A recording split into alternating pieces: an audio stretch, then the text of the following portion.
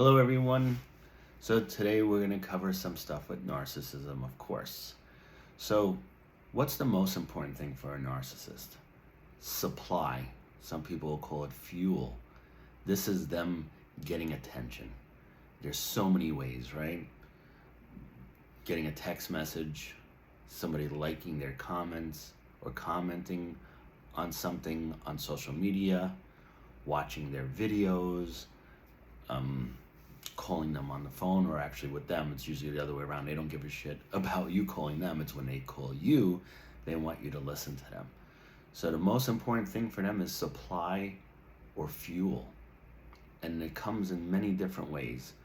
Usually with a narcissist, they want positive supply from outside sources where everybody thinks that they're amazing, that they're a good person, that they have all the stature. Of course, it helps feed their grandiose way of thinking and looking at themselves.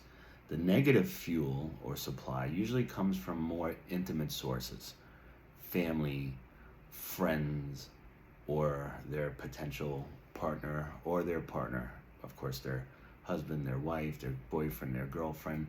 Usually they're the ones who get the abuse, and that reactive abuse gives them fuel, which is usually the negative stuff. The positive source usually comes from people that don't know them, because they have to look amazing. So when they start to smear somebody, the person believes them because obviously that person's such an amazing, good person, where he or she has to be the victim. And this is just how they play everybody. So I'm going to cover a bunch of other things in the future. I don't want to make this a long video, but the most important thing for them is supply. You could call it fuel also. This is like their oxygen. They need it to survive. This is what they live and thrive off of. And it doesn't matter if it's positive or negative. Remember, outside sources, it should be positive because they want to look like a good person. Inside sources, which is family, friends, and potential partner, they don't care anymore because the mask comes off because it's tiring to fake all the time. And then how do they usually keep their supply? They have to have control over it. Just like somebody who has a livestock, you have to have fences or gates or something to keep the animals from running away. So the most important thing for them is control. And this is where the manipulation and the grooming comes into place to keep you there for as long as they could keep you. Most of them don't have long-term friends or anything like that because people catch on to it. Even if they don't know what narcissism is, after a while they're just like, something is really wrong here and I just got to cut this person off. And this is what usually happens. This is why as they get older, they're more and more isolated and lonely because they've pretty much destroyed all their relationships and burnt all their bridges along the way. And do you feel bad for them? No, they've created this. This is their karma. This is what they've done themselves and to themselves, and this is the outcome that happens. So this is just one aspect that I wanted to cover today. So fuel, supply, and control. And how do they keep control?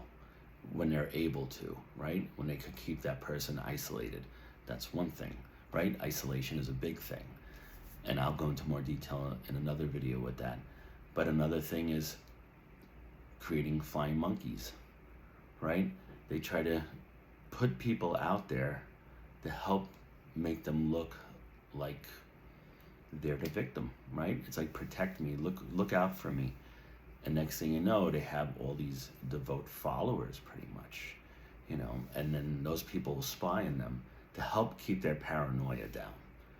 And once they know that everything's in control through damage control or chaos management, they're a little bit more relaxed.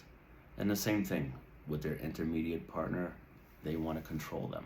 Once they start to lose control, that's when they start to lose it and they go into narcissistic rage. And that's when they have to do damage control by putting their flying monkeys out there and making sure that they look like the victim. So if anything blows up, they could still say, look at me, look at poor me, I'm the victim. That person's the problem. Because they never accept responsibility for anything. So we'll go into other things in the future. I hope this shed a little light.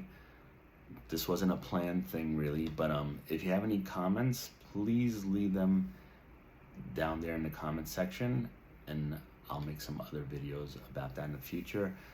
Please hit the likes if you don't usually do that, because we forget about that now. And if you like my content, please just subscribe, because I'm doing everything I can to help everybody out there start to see the truth and uncover things. So if it's a toxic relationship or the person happens to be a narcissist, this is the information that will start to help you really see things clearly, so you're not in a trance and lost in their matrix. Because usually once somebody wakes up from that, they never go back to sleep.